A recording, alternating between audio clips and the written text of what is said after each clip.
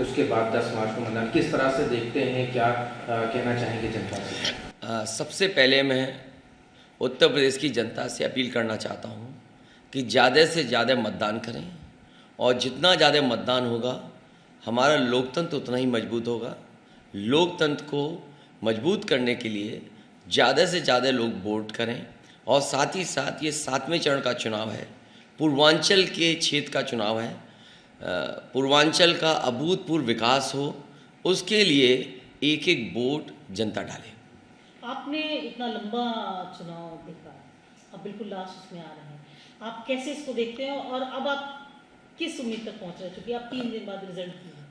उत्तर प्रदेश की जनता ने ये चुनाव अपने बुनियादी मुद्दों का चुनाव समझ करके लड़ा। उत्तर प्रदेश के नौजवान चाहते थे उन्हें रोज़गार, नौकरी मिले, 5 साल तक इंतज़ार करते रहे। किसानों को लगा कि उनकी आय दोगुनी नहीं हुई।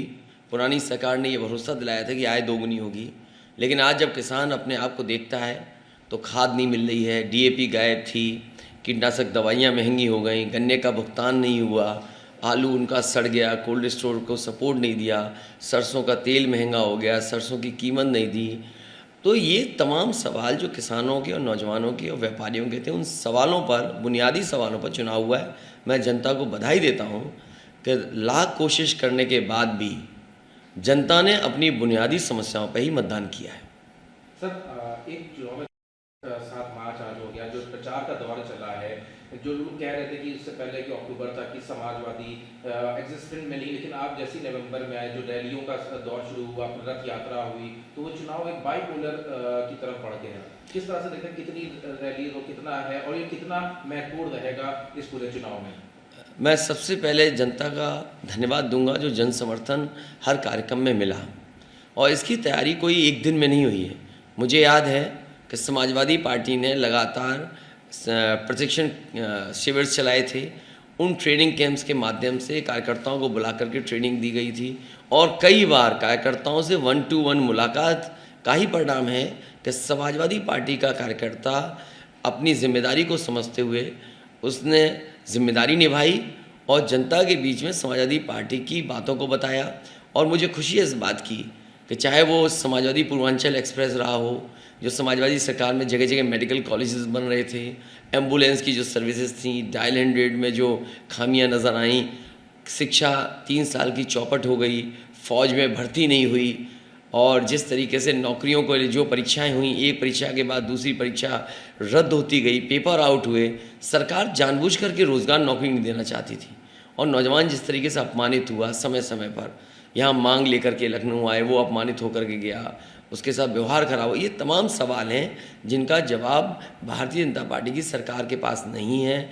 उन्होंने जो जनता की मदद करनी चाहिए थी कोरोना में और लॉकडाउन में, वो भी जनता ने देखा कि किस तरह मजदूर भाई पैदल पैदल चले गए और उनकी कोई मदद नहीं हुई। कोरोना में जिस बड़े पैमाने पे लोगों की जान गई, दवाई के लिए भागते रहे, ऑक्सीजन के लिए इधर उधर भागे, लेकिन सरकार ने ऑक्सीजन भी नहीं दे पाए। इसलिए ये तमाम मुद्दे हैं जो सरकार की नाकामी दिखाते हैं। और फिर डबल इंजन की सरकार जिन्होंने बोला हो, तो इसलिए जनता इस बार डबल इंजन की सरकार की झूठ की पटरियों को उखाड़ने के लिए तैयार है। आप किस तरफ जा रहे हैं? आप भी कह रहे हैं आपका भी है, आप कितना कॉन्फिडेंट हैं 10 मार्च को? समाजवादी पार्टी का पहले ही दिन से टारगेट ये था कि उत्तर प्रदेश में 400 सीटें कैसे जीती जाए, और जब टारगेट इतना बड़ा था तो उसकी तैयारी उसी हिसाब से की।